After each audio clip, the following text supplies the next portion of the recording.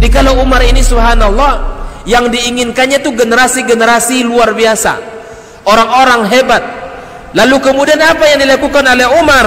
Fa'asta'miluhum fi ta'atillah, aku gunakan mereka ini di dalam ketaatan kepada Allah. Assalamualaikum warahmatullahi wabarakatuh. Alhamdulillahirabbil alamin. Wa bihi nasta'in. Wa ala umurid dunya waddin. Asyhadu an la ilaha illallah wa asyhadu anna Muhammadan abduhu wa rasuluh.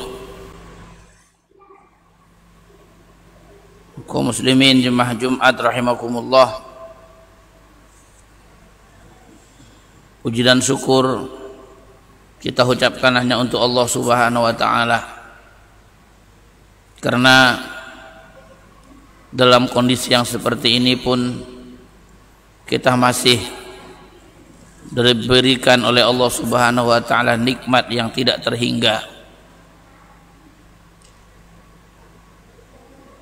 sehingga kita pun dapat melaksanakan sholat di rumah dari rumah-rumah Allah Subhanahu wa taala. Kemudian salawat dan salam semoga selalu tercurah buat nabinya yang mulia Nabi Muhammad sallallahu alaihi wasallam. Allahumma sholli ala Muhammad wa ala ali Muhammad. Mudah-mudahan dengan salawat tadi Nabi sallallahu alaihi wasallam memberikan syafaatnya kepada kita kelak dengan izin Allah Subhanahu wa taala pada hari kiamat. Mudah-mudahan hari ini adalah hari yang paling baik untuk kita. Allah ampunkan dosa-dosa kita, Allah terima ibadah kita, Allah lipat gandakan pahalanya, Allah mudahkan urusan kita, Allah perbaiki diri kita, keluarga kita, masyarakat kita, pemimpin kita. Dan mudah-mudahan Allah Subhanahu wa taala terus membimbing kita kepada jalan yang memasukkan kita kepada surganya dan menjauhkan kita dari nerakanya. Amin ya rabbal alamin. Bapak Ibu rahimakumullah, pertemuan pada kali ini kita akan membahas tentang sholat tatawwu' atau sholat-sholat sunnah.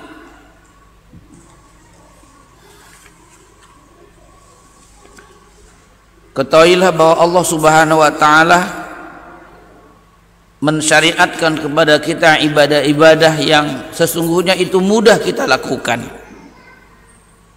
Tidak ada perintah ataupun larangan kecuali sesungguhnya manusia dapat memikulnya. Karena ketahuilah jemaah sekalian bahwa kita hidup di bawah perintah Allah dan di bawah larangan Allah Subhanahu wa taala. Mengamalkan perintah-perintah Allah dan meninggalkan larangan-larangan Allah Subhanahu wa taala. Seorang hamba hidup di bawah ini semua. Dan inilah perjuangan jemaah sekalian. Karena sesungguhnya kehidupan itu adalah perjuangan, dan perjuangan membutuhkan kesabaran yang kelak akan kita rasakan manisnya, yaitu di akhirat, bukan di dunia. Atau di dunia mungkin sedikit akan kita rasakan manisnya, tapi di akhirat itulah kehidupan yang kekal abadi, selamanya akan terus ada. Dan seorang mukmin harus yakin dengan janji-janji Allah Subhanahu wa taala. Apa yang Allah janjikan terhadap apa yang ia perintah dan lakukan lalu dilakukan, perintahnya ditinggalkan, maka janji Allah kala adalah surga, dan itu pasti. Ya ayuhan nas, kata Allah, inna wa'dallahi haqqun fala yaghurrannakumul hayatud dunya. Wahai manusia, Sesungguhnya janji Allah itu adalah hak, janji Allah itu adalah benar. Jangan sampai kalian tertipu oleh kehidupan dunia, karena sesungguhnya kehidupan dunia itu sementara, dia adalah sedikit, dan kehidupan akhirat adalah sangat banyak yang harus kita perjuangkan di dunia ini. Ad-dunya darul amal wal akhiratu darul jaza. Dunia itu tempat kita beramal, dan akhirat adalah tempat kampung kita akan dibalas oleh Allah Subhanahu wa taala. Baik jemaah sekalian, maka dari antara ibadah-ibadah yang kita lakukan, ya Allah perintahkan kita untuk menyempurnakan, baik itu ibadah salat, ibadah puasanya, zakatnya dan sebagainya. Namun yang namanya manusia terkadang melaksanakan perintah tersebut tidak sempurna, karena manusia memang tempat selalu berbuat salah. Kadang di dalam sholat kita kan diperintahkan untuk bagaimana khusyuk, melaksanakan rukunnya dengan sempurna, syarat-syaratnya, tapi mungkin tidak dapat kita sempurnakan itu. Maka ada sholat-sholat tambahan yang bisa menyempurnakan sholat kita tadi. Sehingga dalam satu riwayat bahwasanya Nabi SAW mengatakan, inna sholata tatawwa tukammilu sholatal fardi illam yakun musalli atammaha. Sesungguhnya sholat tatawwa, sholat sunnah, sholat yang sukarela itu dapat menyempurnakan sholat fardu. Seandainya orang yang sholat tidak menyempurnakan sholatnya, maka mungkin seandainya kita sholat ke masjid seperti maghrib ini 3 rakaat, mungkin pikiran kita masih keluar, ada satu pekerjaan yang ditinggalkan, ada saf yang tidak dirapatkan mungkin. Maka sempurnakan dengan apa? Dengan sholat-sholat tatawwa. Ini dia faedahnya. Umpamanya kita pakai baju, tapi baju kita robek, ya, ada yang bolong mungkin, atau mungkin kadang tersingkap aurat yang kita nggak tahu, kita yakin sudah tertutup, mungkin ada yang tersingkap. Maka tentu tidak sempurna sholat yang kita lakukan. Maka dengan sholat tatawwa, sholat sunnah yang kita lakukan setelah sholat fardu itu penyempurna bagi sholat kita fardu yang tidak sempurna tadi. Maka baju kita jadi bagus. Orang pakai baju robek akhirnya bisa terjahit jadi sempurna. Baik, afdalu ma yatatawwa'u bihil abdu huwa al-jihadu fi sabilillah, thumma ta'alamul ilmi syar'i wa ta'limuhu. Yang paling afdol dalam beribadah seorang hamba, ya, dari pekerjaan-pekerjaan atau amalan-amalan yang sunnah, yang paling afdol dilakukan oleh seorang hamba adalah berjihad fi sabilillah. Berjihad yang sini apa? Yaitu berperang di jalan Allah, menegakkan kalimat la ilaha illallah. Itu seafdol-afdol amalan-amalan sunnah, yaitu berjihad, berperang melawan orang-orang kafir, ngangkat senjata. Ini jihad yang paling afdol. Tentunya jihad ini atau berperang ini tidak sembarangan. Ada kaedah-kaedah yang harus dipenuhi sehingga kapan jihad itu wajib. Di antaranya memerintah siapa? Maka jihad itu atas perintah pemimpin. Ini dia, jihad atas perintah pemimpin satu negeri. Nggak bisa kita kelompok-kelompok 4 orang, 5 orang, 10 orang lalu kita pergi jihad. Siapa yang nyuruh? Siapa yang memerintahkan? Maka dalam kaidah agama kita jihad itu ada yang memerintahkan, dan itu adalah pemerintah, ya, penguasa yang memerintahkan untuk berperang dan berjihad li'i'la'i kalimatillah, untuk menegakkan kalimat Allah, yaitu la ilaha illallah Muhammadur Rasulullah. Sekarang ini kita belum dituntut untuk berjihad. Negeri kita alhamdulillah aman, nggak ada perang, nggak ada musuh yang datang. Maka kita belum dituntut untuk jihad fisabilillah. Dan perlu diketahui bahwa jihad itu apa? Ada dua. Al jihadu bisayf, jihad dengan pedang. Sekarang mungkin nggak pakai pedang Bapak Ibu, pakai apa? Senjata, bom, pistol dan sebagainya. Tapi kita nggak yang ini. Yang kedua, al jihadu bil lisan, jihad dengan lidah. Apa ini? Yaitu menyampaikan agama Allah Subhanahu wa taala. Jihad ini adalah jihad yang kita dituntut untuk melakukannya. Jihad untuk menerangkan kepada manusia agama Allah ini. Jihad untuk menyampaikan tauhid kepada manusia. Paling tidak kita untuk keluarga kita. Untuk keluarga kita. Suami menasihati istri, menasihati anak-anaknya untuk bangun, ayo sholat 5 waktu dijaga. Bapak Ibu, sebab banyak orang yang masih meremehkan perintah sholat. Masih banyak orang tua yang cuek dengan anak yang tidak sholat, atau dia kurang memperhatikan.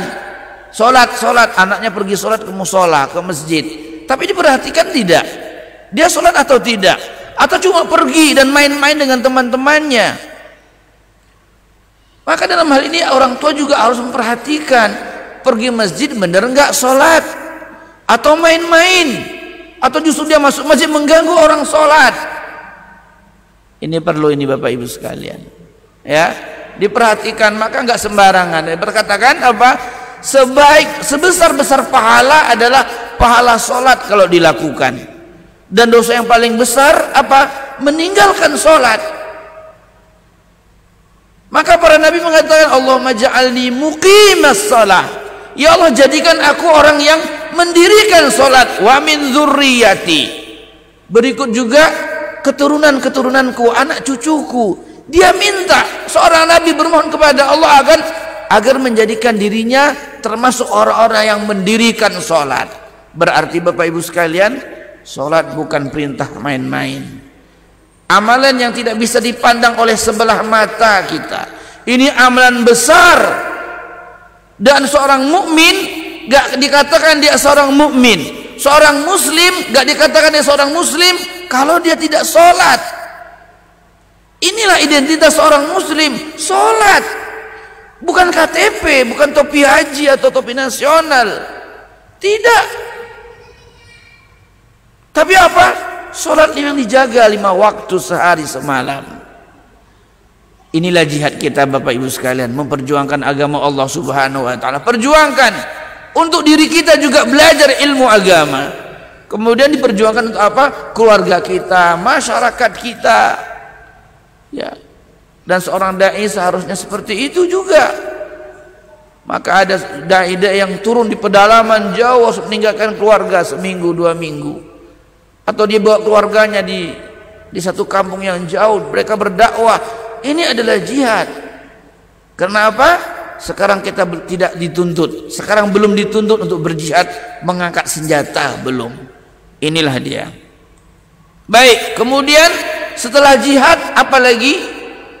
Amalan-amalan sunnah yang paling afdal, yaitu ta'allamul ilmu syar'i wa ta'limuhu.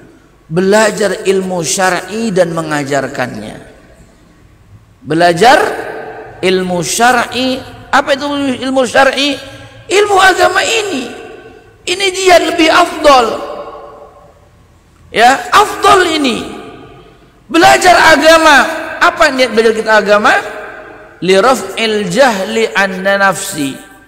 Belajar ilmu agama untuk mengangkat kebodohan dari diri kita. Sebab manusia lahir dalam keadaan bodoh, gak berilmu. Gak ada orang yang lahir lalu sudah Iqra 5 langsung. Ada Pak? Baru lahir langsung Iqra 5. Gak ada. Jahil. ta'allam falaysal mar'u yuladu aliman. Belajarlah engkau, tidak ada seseorang itu yang dilahirkan dalam keadaan berilmu, jahil dia. Maka belajar ilmu agama, menuntut ilmu agama adalah dari sebaik-baik amalan-amalan tatawwu', amalan-amalan sunnah. Sebab Bapak Ibu sekalian, agama kita ini adalah agama cahaya, agama ilmu. Amalan-amalan, perintah-perintah, larangan-larangan ini dalam agama kita ini harus berdasarkan ilmu. Maka para ulama mengatakan al-ilmu qabla al-qawli wal amali. Berilmu dulu Anda sebelum berbicara dan beramal. Maka banyak orang yang nggak punya ilmu, dia bodoh tapi ngomong banyak atau mengamalkan amalan yang nggak ada dasarnya. Islam ini adalah ilmu. Islam ini agama ilmu, bukan agama nyontek, bukan adopsi dari agama lain. Tidak. Nur, hudan, dia adalah cahaya dan petunjuk yang Allah wahyukan kepada Nabi kita Muhammad SAW. Maka kita jangan seperti orang-orang yang Allah katakan ihdinas siratal mustaqim siratal ladzina an'amta alaihim ghairil maghdubi alaihim waladdallin. Kita kan berdoa tiap hari ini Bapak Ibu sekalian, ya Allah beri petunjuk kami ya Allah kepada jalan yang lurus. Siapa jalan lurus ini? Siratal ladzina an'amta alaihim, jalan yang telah engkau beri petunjuk kepada orang-orang yang telah engkau beri nikmat atas mereka. Siapa ini mereka ini yang telah Allah beri nikmat kepada mereka? Minan nabiyyin, dalam ayat lain surah An-Nisa, dari golongan para nabi, wasiddiqin, orang-orang yang jujur, wasyuhada, dan orang-orang yang mati syahid, wassolihin. Inilah mereka. Beri petunjuk kami ya Allah jalan mereka ini, bukan ghairil maghdubi alaihim, bukan jalan orang-orang yang engkau murkai mereka ya Allah. Siapa al-maghdub di sini Allah murkai? Al-Yahud, orang-orang Yahudi. Mengapa orang Yahudi Allah murkai? Karena mereka ada ilmu tapi tidak mengamalkan. Maka Allah murkai mereka. Jadi orang Yahudi itu Bapak Ibu sekalian, ada Taurat yang dibawa oleh para sahabat, ya, ada orang Yahudi yang berzina. Lalu Nabi katakan, di kitab kalian apa sih hukuman orang yang berzina? Mereka sembunyikan. Mereka tahu Nabi itu adalah Nabi terakhir, di kitab mereka ada, tapi mereka sembunyikan. Maka Allah murkai mereka. Mereka ada ilmu tapi tidak diamalkan. Waladdallin, ya Allah bukan juga jalan orang-orang yang engkau sesatkan. Siapa ini? An-Nasara, orang-orang Nasrani. Mengapa Allah katakan orang Nasrani itu sesat? Karena mereka beramal tanpa ilmu. Mereka beramal tanpa ilmu. Kalau orang Yahudi ada ilmu tidak mau mengamalkan. Orang Nasrani beramal tanpa ilmu. Sesat mereka. Nah kita jangan seperti mereka. Seperti orang Yahudi ada ilmu tapi tidak mengamalkan. Atau orang Nasrani beramal tanpa ilmu. Maka orang Nasrani, siapapun di antara mereka yang bisa buat lagu-lagu pujian-pujian, nyanyilah di gereja. Pandai buat lagu pujian-pujian untuk Tuhan, nah gitu bahasa mereka, nyanyi gereja. Dari mana asal lagu-lagu ini? Nah orang-orang Islam seperti itu.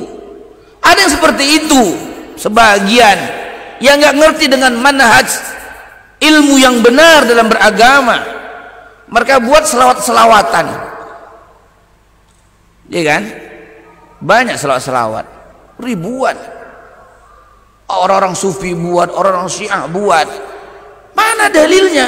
Padahal sudah Nabi ajarkan. Selawat itu bagaimana? Sahabat bertanya kepada Rasulullah, ya Rasulullah, kami tahu mengucapkan salam kepadamu, assalamu alaika, tapi bagaimana kami berselawat kepadamu? Qulu, kata Nabi, Allahumma salli ala Muhammad wa ala ali Muhammad.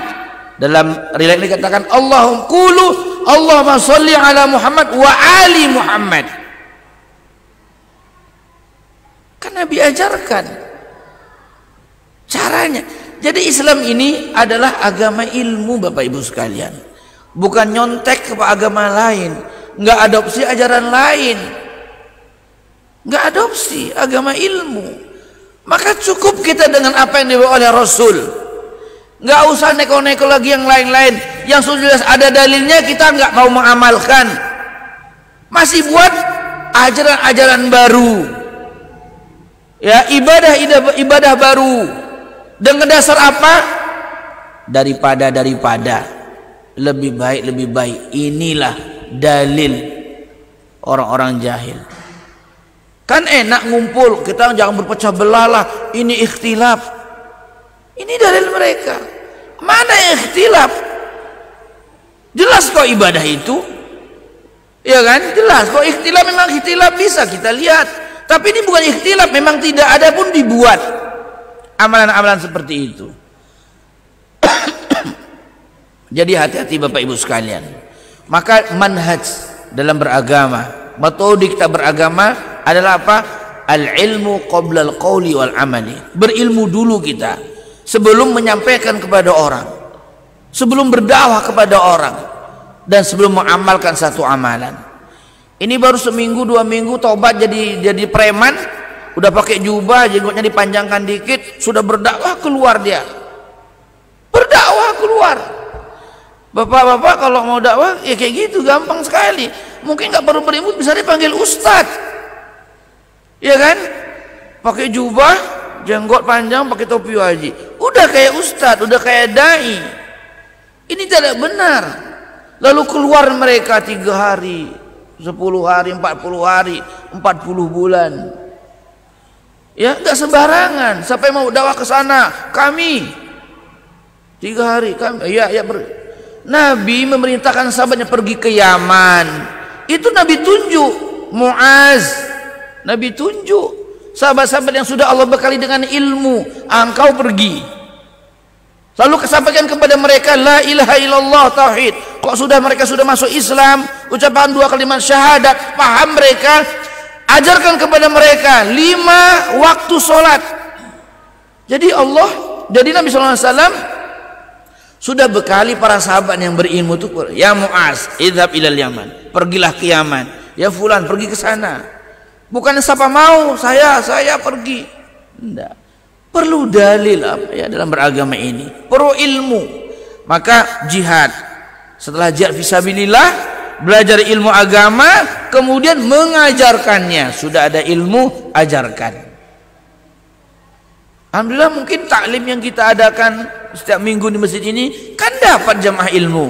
Oh, ini hukumnya ya. Sampaikan, dakwahkan kepada siapa?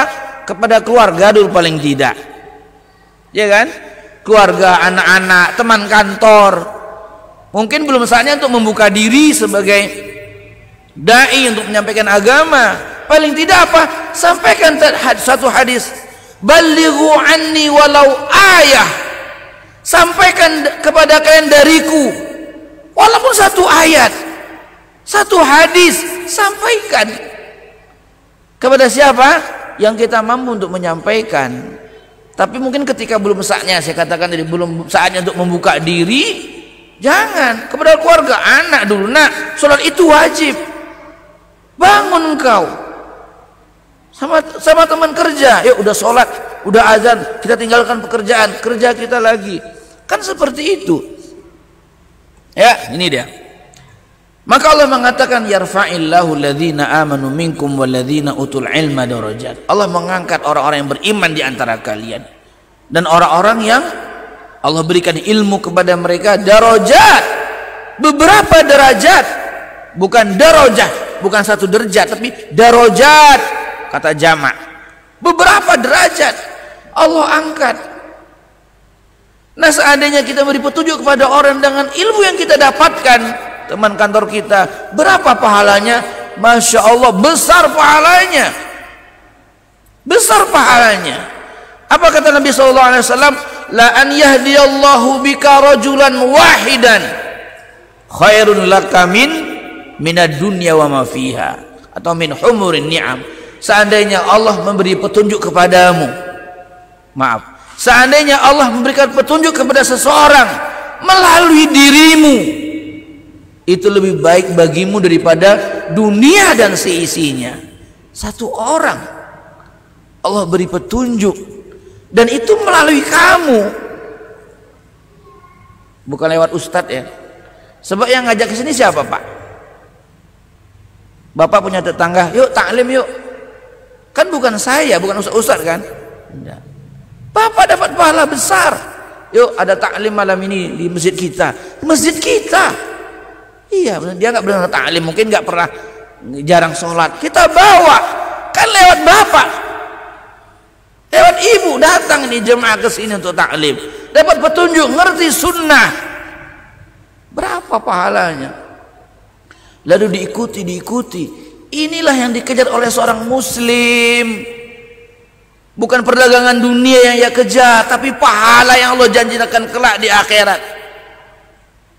Maka dia tidak bosan untuk mengajak manusia. Ia ajak ke jalan Allah Subhanahu wa ta'ala. Ini dia. Dan orang yang belajar ilmu agama itu, Pak, besar pahalanya. Jihad yang paling besar. Kenapa? Dibandingkan orang yang beribadah. Orang yang beribadah, dia sudah ibadah pulang, ibadah pulang. Kebaikan itu hanya untuk dia sendiri, ya bukan? Dia sholat fardu, sholat sunnah atau puasa sunnah. Dia akan buat kebaikan, benar, kita tidak mengingkari. Tapi kebaikannya untuk diri sendiri, pahala sholat, pahala puasa untuk dia sendiri.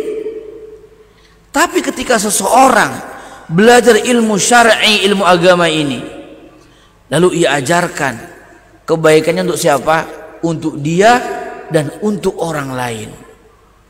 Maka mengapa besar pahala orang yang belajar ilmu agama dan mengajarkannya? Khairukum man ta'allama al-Qur'ana wa 'allamahu. Sebaik-baikan adalah orang yang belajar Al-Qur'an dan mengamalkannya. Ya, ini dia. Baik. Kemudian apa lagi? Barulah summa salatu. Kemudian amalan-amalan sunnah yang paling baik setelah yang tadi adalah sholat. Karena sholat itu apa? Dia adalah amalan badan. Kata Nabi SAW, i'lamu fa inna khairu a'malikum as-sholah. Ketahuilah oleh kalian, sesungguhnya sebaik amalan kalian adalah sholat.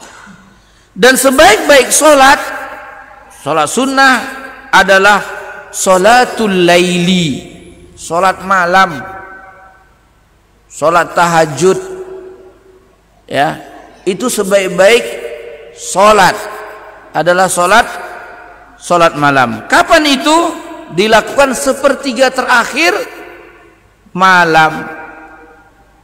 Nabi SAW mengatakan sholatul laili afdal min sholatin nahar, wa nisful akhir minal laili afdal.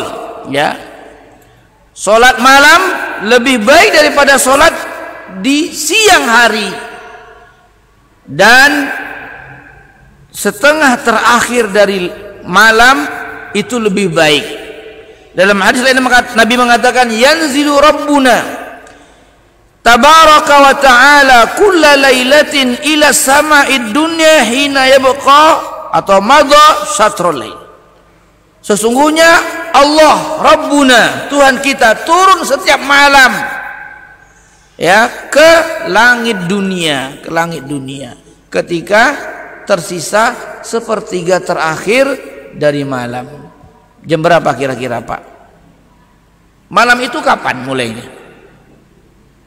Ayo, waktu malam itu apa? Habis maghrib.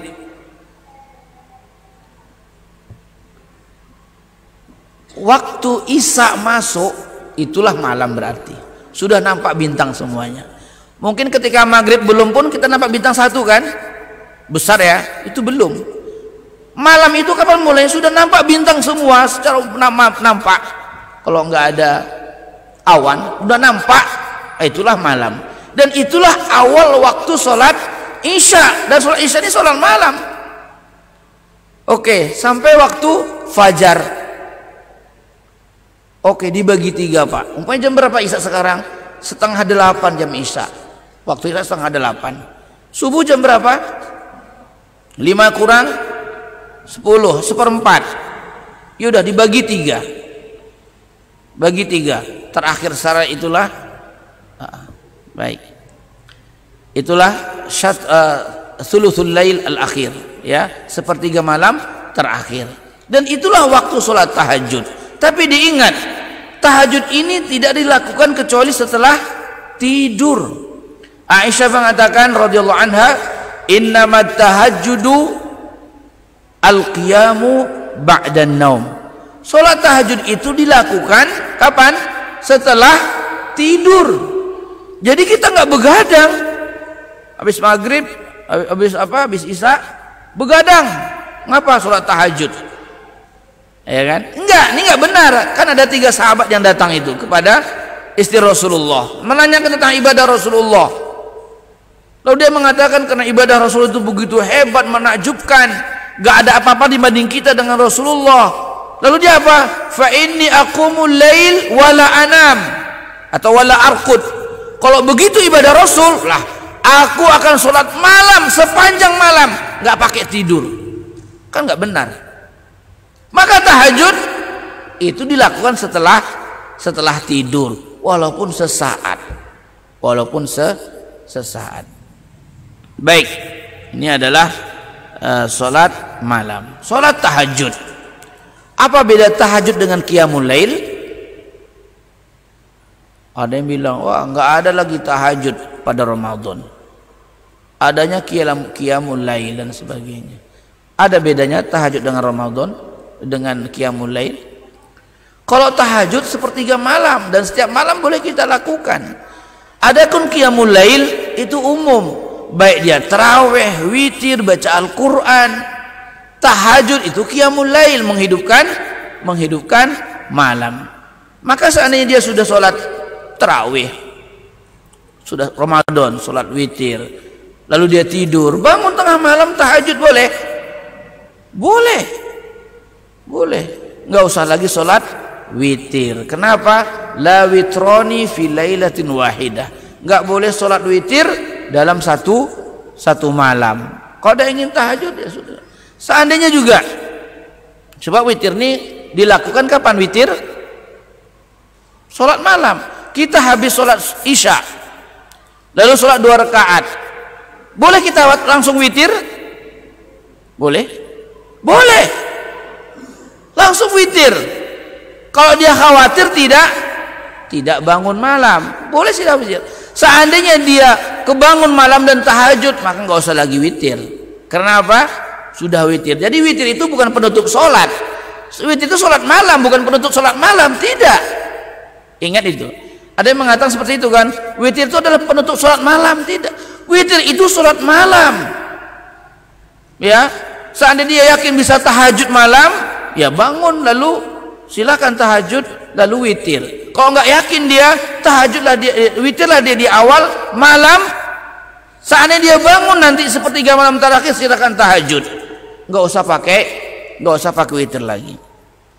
Baik, kemudian sholat tatawwu' adalah sholatud duha.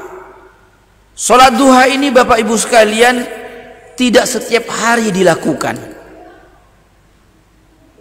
Tidak setiap hari. Hadis dari Abi Sa'id radhiyallahu anhu, kana Nabi sallallahu alaihi wasallam yusolli duha hatta naqul la yad'aha wa yad'aha hatta naqul la yusalliha. Riwayat Imam Ahmad dan Tirmizi. Beliau mengatakan bahwasanya Nabi sallallahu alaihi wasallam itu salat duha, dia salat duha terus. Seakan-akan kami mengatakan kepadanya, kami berpendapat bahwa beliau ini tidak pernah meninggalkannya. Kalau beliau meninggalkannya, seakan-akan kami mengatakan dia nggak sholat duha lagi. Paham Bapak Ibu sekalian? Itu dia. Kalau beliau sholat duha, seakan-akan nggak pernah putus. Kalau beliau tidak sholat duha, seakan-akan beliau tidak sholat duha lagi. Begitulah. Dan ini ada pendapat ulama tentang masalah sholat duha, ada yang mengatakan boleh dilakukan setiap hari, karena inilah sholat sunnah dan melaksanakan adalah, dan perkaranya adalah sangat luas, artinya boleh. Allah Ta'ala alam. Yang ketiga, di antara sholat sunnah adalah tahiyatul masjid. Tahiyatul masjid ini apa? Menghidupkan masjid. 2 rakaat. Nabi SAW beliau bersabda, idza dakhala ahadukumul masjida fala yusalliya hatta fala yajlisa hatta yusalliya rak'atain. Apabila salah seorang kalian masuk masjid, maka jangan duduk, hendaklah dia sholat dulu 2 rakaat. Tahiyatul masjid. Kalau nggak mau sholat di masjid, ketika masuk jangan duduk, tegak sampai qomat baru ikut sholat. Paham Bapak Ibu? Lagi nggak mau sholat tahiyatul masjid, bukan sholat sunnah, nggak wajib. Maka ketika dia datang untuk sholat maghrib, sholat subuh, sholat yang lain, dia nggak mau sholat tahiyat masjid, jangan duduk, tegak saja sampai qomat baru dia sholat dengan imam. Ini sholat tahiyatul masjid. Tapi kalau di Mekah nggak ada tahiyatul masjid, gantinya apa? Gantinya adalah tawaf. Kalau kita masuk masjid haram, mau sholat apa namanya? Silakan sholat mutlak. Sholat mutlak, sholat habis wudhu kita. Tapi kalau ingin kita tahiyatul masjid haram apa? Itu tawaf. Masuk tawaf, baru 3 kali putaran sudah qomat, ya ada berhenti. Nanti habis sholat baru lanjutkan lagi sisanya 4 kali putaran. Bahkan tentang tahiyatul masjid ini, di antara ulama mengatakan sunnah muakkad. Sehingga Nabi ketika berkhutbah Jumat, dalam khutbahnya lalu masuk seseorang, langsung duduk dia. Kata Nabi, ya fulan kum fasalli rak'atain. Wahai saudara, berdiri lagi, sholat 2 rakaat. Walaupun dia sunnah muakkad, sudah dia sunnah memang, maka saya katakan tadi, orang mengatakan jangan duduk kalau dia nggak mau sholat tahiyatul masjid, berdiri sampai qomat baru dia ikut sholat. Baik, kemudian sujud tilawah ini juga adalah amalan-amalan sunnah. Sujud tilawah ini disunnahkan bagi yang membaca ataupun yang mendengarkan. Tatkala ada ayat-ayat yang kalau di Al-Quran kita lihat ada gambar, ya Pak ya, fasjudu lillahi wa'budun, ada gambar apa ya, kayak gitu sujud. Maka sujud tilawah. Atau dalam surat Al-Alaq, apa surat Al-Alaq terakhir ayatnya apa bunyinya? Waqtarib. Apa bunyinya Pak?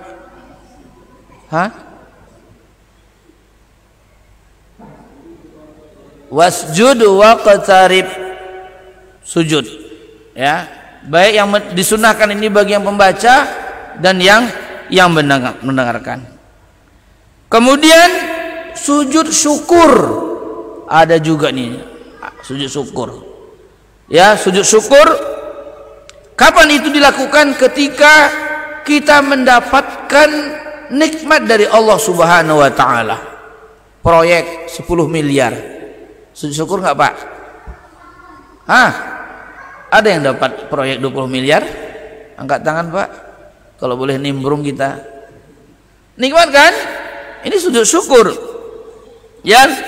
Atau juga ya nikmat ini banyak, punya anak, udah sekian tahun nggak punya anak, dapat anak, ya Allah senengnya, sujud syukur. Ya, orang tua sehat, sujud syukur. Anak kita diterima di sekolah yang hebat, sekolah yang unggulan, sujud syukur. Anak kita hafal 30 juz, sujud syukur. Atau kita sendiri yang mendapatkan iman itu, maka sujud syukur. Atau ketika bala Allah hilangkan, musibah ini ya. Nabi SAW, ini hadis Abu Bakar, bahwasanya Nabi SAW kana idza atahu amrun yasurru bihi kharra sajidan. Adalah Nabi SAW apabila datang kepadanya perkara yang menyenangkan hatinya, dia langsung sujud, rubuh untuk sujud. Maka sujud silakan, di mana tempatnya, dimanapun. Langsung ketika dengar, umpamanya bapak lagi di rumah sakit nunggu bayinya lahir, udah 10 tahun nggak punya anak, lahir, kata dokternya, kata bidannya, Pak, anak bapak lahir dalam keadaan sehat. Nah, berurai air mata, lalu silahkan sujud syukur. Baik, hadis riwayat Abu Daud, Tirmizi dan Ibnu Majah. Kemudian juga ada riwayat yang para sahabat, diantaranya adalah Ka'ab bin Malik, tatkala datang kabar gembira kepadanya bahwa dia diterima tobatnya oleh Allah Subhanahu wa taala, langsung dia sujud syukur, langsung sujud, sekali saja sujud, seperti sujud tilawah ya, lalu membaca subhana rabbiyal a'la, satu kali, seperti itu. Kemudian dari amalan-amalan sunnah yang dianjurkan adalah salatut tarawih, salat tarawih, dan ini tentunya khusus pada bulan Ramadan dan disunahkan bersama imam. Dan ini bukan perkara bid'ah, sebab Nabi pernah melakukan sampai 3 hari beliau di masjid dengan para sahabatnya berjamaah. Lalu Nabi berhenti. Kenapa? Khawatir sahabatnya menganggap ini wajib.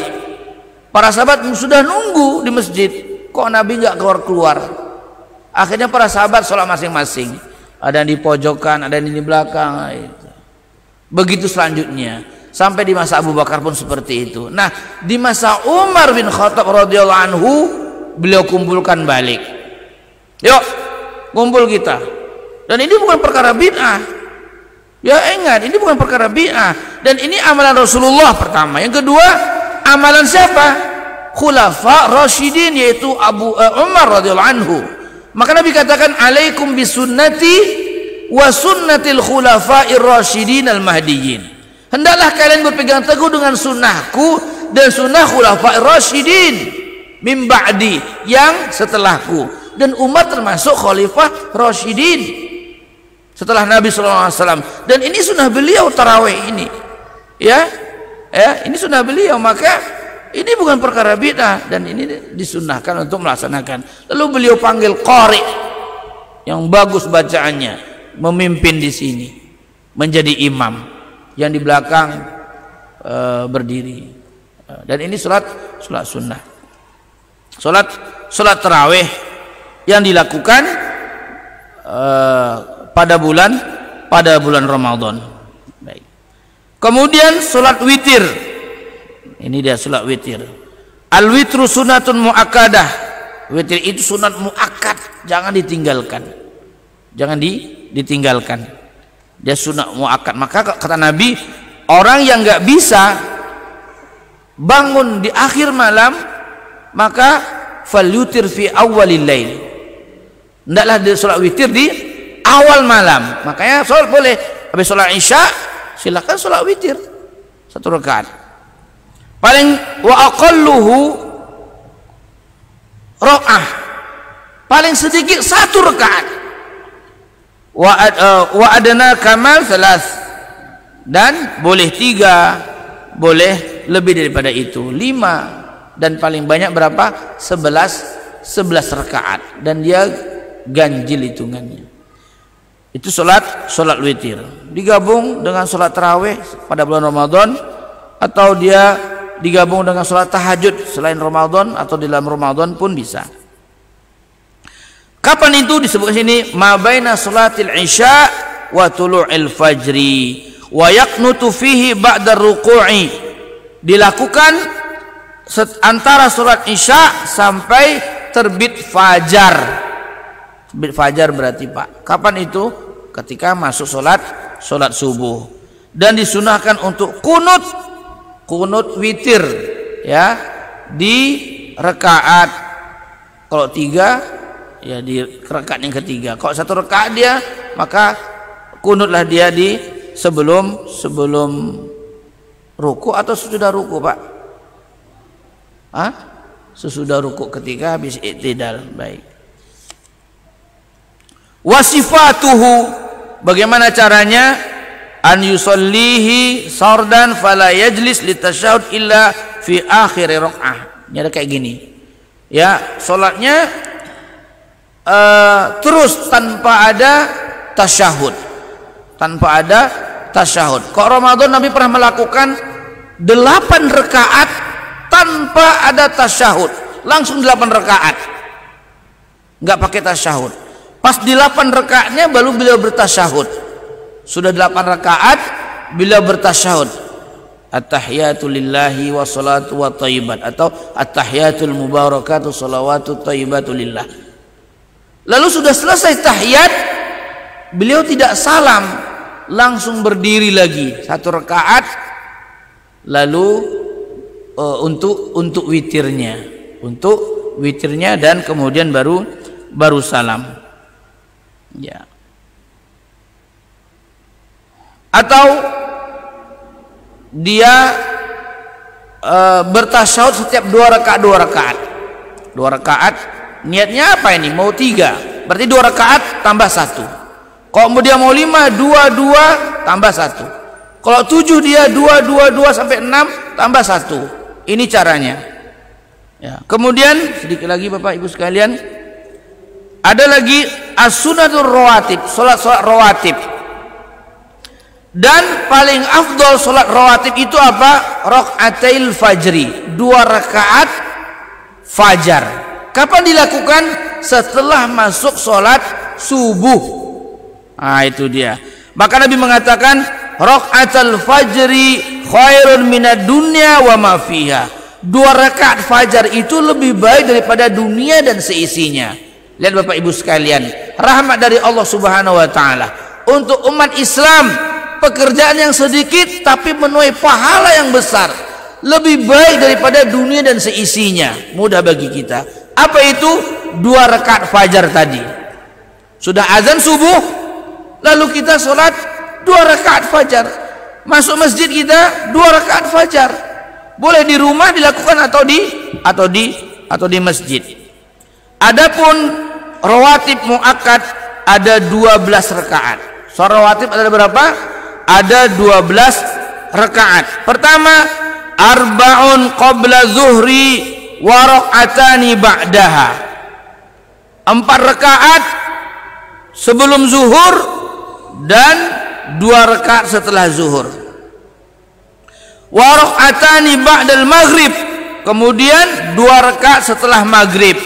Wa rak'atani ba'dal isya, dan 2 rakaat setelah isya. Wa rak'atal fajri, lalu 2 rakaat setelah 2 rakaat fajar. Itu 2 rawatib. Kita hitung lagi Bapak Ibu sekalian, sudah azan sebentar lagi. 4 rakaat sebelum zuhur dilakukan 2-2, tidak langsung 4 tapi 2-2. Kemudian apa lagi? 2 rakaat sesudah maghrib, zuhur. Sudah 6. Kemudian 2 rakaat sesudah maghrib, 8, 2 rakaat setelah isya, dan 2 rakaat fajar. Itu dia sholat rawatib. Ada sholat sebelum maghrib? Ada. Kata Nabi, liman sya'a. Ya, liman siapa yang mau silahkan. Siapa yang mau. Maka di antara masjid yang tidak ngerti sunnah, habis azan maghrib langsung qomat. nggak ada kesempatan. Maka kasih kesempatan. Liman sya'a kata Nabi, liman sya'a, 2 kali Nabi katakan seperti itu. Siapa yang mau silakan. Kalau enggak apa-apa. Nah, maka ketika imam melihat enggak ada lagi, ya udah silakan. Jangan ujuk-ujuk langsung qomat, dan ini menjadi kebiasaan. Maka inilah di antara salat-salat tatawwu dan seafdal-afdal amalan setelah salat 5 waktu. Allahu taala alam, mudah-mudahan bermanfaat. Yang sedikit ini, subhanakallahumma wa bihamdika asyhadu an la ilaha illa anta astaghfiruka wa atubu ilaika. Assalamualaikum warahmatullahi wabarakatuh.